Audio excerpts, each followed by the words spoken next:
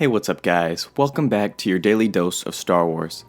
The Last Jedi is gonna be here way before we know it, and that means we're all gonna be watching all of the other films to prepare for this next adventure in the saga, and that includes, whether you love it or not, The Force Awakens.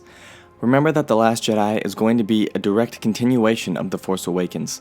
This will be the first Star Wars film not to have a time jump in between episodes. This movie is going to pick up right where we left off with Luke and Rey on Ahch-To. Which, if you're like me, wish we could have finished that scene off 2 years ago. If you've been following the channel for a while, you know that my favorite scene from The Force Awakens was Rey's vision. I just loved everything about that scene. There were so many Easter eggs, and there was so much room for interpretation at the time.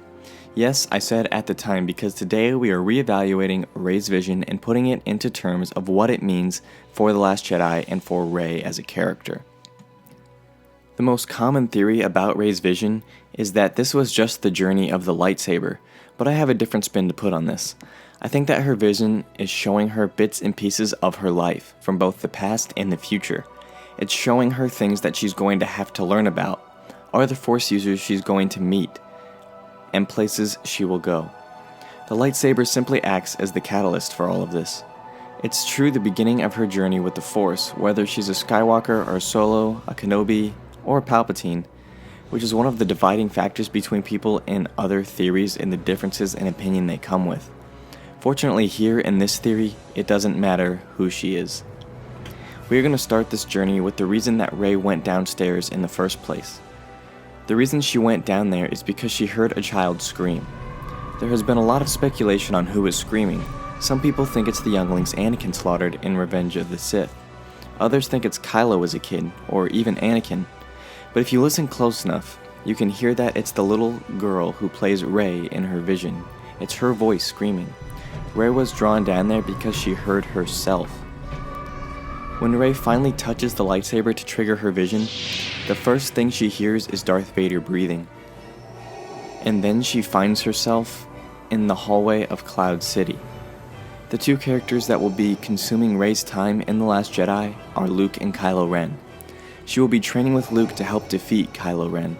Because this is the case, this opening sequence of her vision shows her someone that are a big part of both of their lives, in Darth Vader.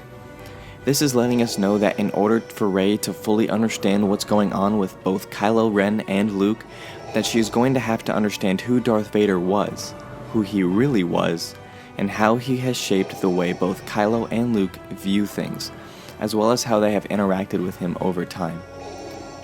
The next sequence in Rey's vision has her falling out of the hallway in Cloud City, which is a nice little homage to Luke falling after his fight with Vader in Cloud City. And we see her hear Luke scream, "No," as well as Yoda's voice saying, "Surrounds us and binds us." And the final thing in this sequence is Luke putting his hand onto R2. What this part of Rey's vision is telling us is that she is going to learn more about the Jedi and Luke's training process and why Luke went into hiding in the first place. The overall message of this sequence, however, is Rey is going to understand how Luke tried to rebuild the Jedi Order, but was unsuccessful, and that is why we see Luke not facing us, but away from us, putting his hand on R2 to symbolize him saying goodbye to the life he once knew and is now in hiding. Luke is going to tell the story to Rey, which will help fill us in on some of the gaps of Luke's past. Following this portion of Rey's vision, the next sequence introduces us to Kylo Ren as well as Obi-Wan.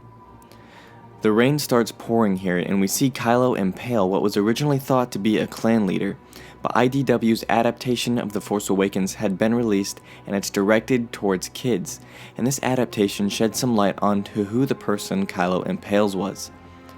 Some thought it was a Knight of Ren, then Pablo Hidalgo came and said it was a clan leader, but now this adaptation shows us that it was a Jedi, and as he's getting impaled he drops his lightsaber.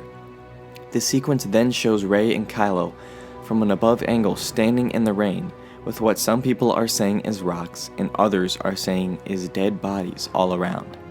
With this new adaptation that this is a Jedi, I'm now in favor that surrounding Rey and Kylo Ren are dead bodies of Luke's fallen students, and that this sequence is a continuation of the previous sequence and is showing us how Kylo Ren betrayed Luke and became a dark side warrior, destroying everything that Luke had worked for.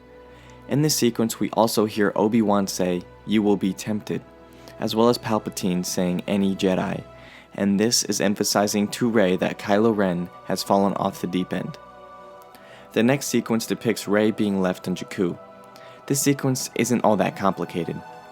It's showing how Rey is going to have to face this and overcome it in order to move forward in her life, and this is thrown into the Force vision because the next step of her journey is becoming a Force user and a Jedi. Conveniently, right after this, shows us Rey moving forward as a Force user, which was intentional, and is showing us that she's beginning to let go of Jakku because she sees the forest where she will battle Kylo Ren. And we are thrown out of the vision at this point after he emerges, because at this point in the film we didn't know whether or not Rey was going to continue on her Force journey and take the lightsaber with her first steps. That wraps things up for me here in this video. I hope you enjoyed it. If you did, please give this video a like and hit that subscribe button for more videos like this one. Let me know what your thoughts are on this interpretation of Rey's vision in the comment section down below. If you're a daily coffee drinker and want to be the first to get the new video as soon as I upload it, hit that bell down there to be among the first to know when a new video goes live. Thank you guys for watching, and as always, keep loving Star Wars. I'll catch you guys in the next one. Peace.